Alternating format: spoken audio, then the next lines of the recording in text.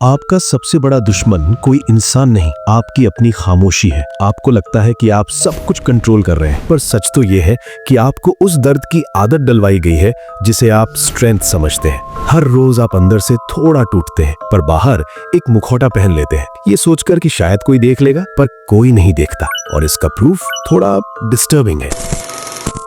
कल्पना कीजिए, एक लंबे दिन के बाद आप घर आते हैं, दिमाग भारी है, सीने में एक अजीब सी चुभन है। आप किसी से कहना चाहते हैं कि मैं थक गया हूँ, मुझसे और नहीं होगा, पर जैसे ही आप मुंह खोलने वाले होते हैं, आपकी जुबान रुक जाती है। क्यों? क्योंकि आपके सबकॉन्शियस में एक आवाज गूंजती है, मर्द बनो, छोटी बातों पर रोना बंद करो। आप चुप हो जाते हैं, आप मुस्कुराते हैं, और वही दर्द एक गांठ बनकर आपके अंदर बैठ जाता है। यहीं पर सबसे बड़ी गलती होती है। क्या आपने भी ये महसूस किया है, बिना किसी वजह के एक गहरा खालीपन, जब भीड़ में होते हुए भी आप बिल्कुल अकेले होते हैं? इस वीडियो के एंड तक आप ये समझ जाओगे कि ये मेल इमोशनल कंडीशनिंग आपके फैसलों और आपकी पूरी लाइफ को कैसे हाईजैक करती है। लोग कहते हैं कि मर्द पत्थर दिल होते हैं, पर ये कोई इत्तेफाक नहीं है। ये सिचुएशन रैंडम नहीं होती, ये डिजाइन होती है। आपको एक ऐसे सांचे में ढाला गया है जहां भावनाएं महसूस करना एक गुनाह माना जाता है।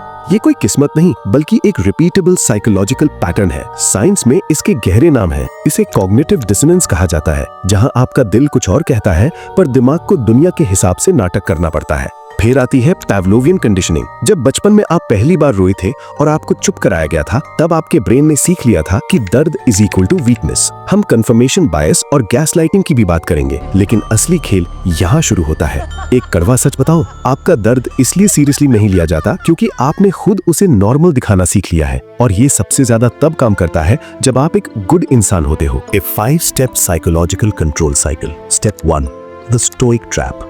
एक अनकहा नियम है, दर्द को पी जाओ। आप चुप रहते हैं ताकि आप मजबूत दिख सकें, पर यही चुप्पी दूसरों को यह हक दे देती है कि वो आपकी भावनाओं को इग्नोर करें। अगले स्टेप में चीज और डेंजरस हो जाती है। Step 2, the utility value. समाज आपको एक इंसान की तरह नहीं, एक टूल की तरह देखता है। आपकी वैल्यू तब तक है जब तक आप प्रोवाइड कर रहे हैं। जिस दिन आप टूटेंगे, उस दिन आप बेकार मान लिए जाएंगे। इसी डर से आप अपना दर्द छिपाते हैं। लेकिन तीसरा स्टेप इससे भी गहरा है। Step 3, emotional isolation. जब आप बार बार अनसुने किए जाते हैं, तो आप खुद को दुनिया से काट लेते हैं। आप एक ऐसे कमरे में बंद हो जाते हैं जिसका दरवाजा अंदर से लॉक है। चौथे स्टेप में ये सोसाइटी आपके खिलाफ एक हथियार इस्तेमाल करती है। Step 4, the gaslighting of reality. जब भी आप अपना दर्द दिखाते हैं, आपसे कहा जाता है तुम ओवर रिएक्ट कर रहे हो, या बाकी लोग भी तो झेल रहे हैं। धीरे धीरे आप खुद की तकलीफ पर शक करने लगते हैं। और आखिरी स्टेप, जहां आप खुद अपने दुश्मन बन जाते हैं। Step 5, the silent suicide of soul. अब आपको किसी और की जरूरत नहीं चुप कराने के लिए। अब आप खुद को बोलते हैं, छोड़ो, कोई नहीं समझेगा। आपने अपनी आत्मा को खुद ही दफन कर दिया है। अवेयरनेस पावर है, लेकिन बिना कॉन्शियस के ये एक वेपन है। क्या आप इस ज्ञान का इस्तेमाल खुद को बेहतर बनाने के लिए करेंगे, या दुनिया को और नफरत से देखेंगे? 3 रेड फ्लैग्स। जब आप अकेले में भी नहीं रो पाते, जब आप अपनी खुशियों के लिए गिल्टी महसूस करते हैं, जब आपको लगता है कि आपकी कोई जरूरत नहीं है। 2 सेल्फ चेक क्वेश्चंस। आखिरी बार कब मैंने किसी के कंधे पर सिर रखकर यह कहा था कि मैं ठीक नहीं हूं? क्या मैं अपनी शर्तों पर जी रहा हूं, या समाज की दी हुई स्क्रिप्ट पर? 1 एग्जिट रूल।